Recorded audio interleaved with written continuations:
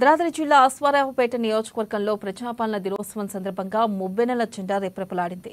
తన క్యాంపు కార్యాలయంలో ఎమ్మెల్యే చారి ఆదినారాయణ జాతీయ జెండాను ఆవిష్కరించారు. పట్టణంలోని అన్ని ప్రభుత్వ కార్యాలయాల్లో అధికారులు జెండా ఎగరవేశారు. ఇక తెలంగాణ ప్రాంతానికి నిజాం పాలన నుంచి విముక్తి కలిగిన సెప్టెంబర్ 17ను రేవంత్ రెడ్డి సర్కార్ తెలంగాణ ప్రజాపాలన దినోత్సవంగా నిర్వహించాలని నిర్ణయించిందని ఎమ్మెల్యే చెప్పారు.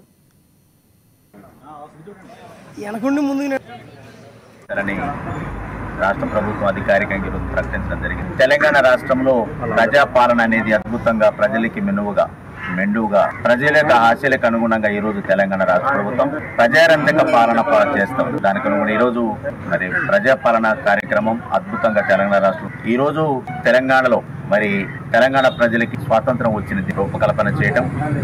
దానిలో భాగంగా ఈరోజు తెలంగాణలో ప్రతి హెడ్ క్వార్టర్లో జిల్లా, రాష్ట్ర, అదేవిధంగా గ్రామ, మండల స్థాయిలో కూడా తెలంగాణ ప్రజాపాలన దినోత్సవంగా ఈరోజు చేసుకోవడం జరుగుతూ ఉంది.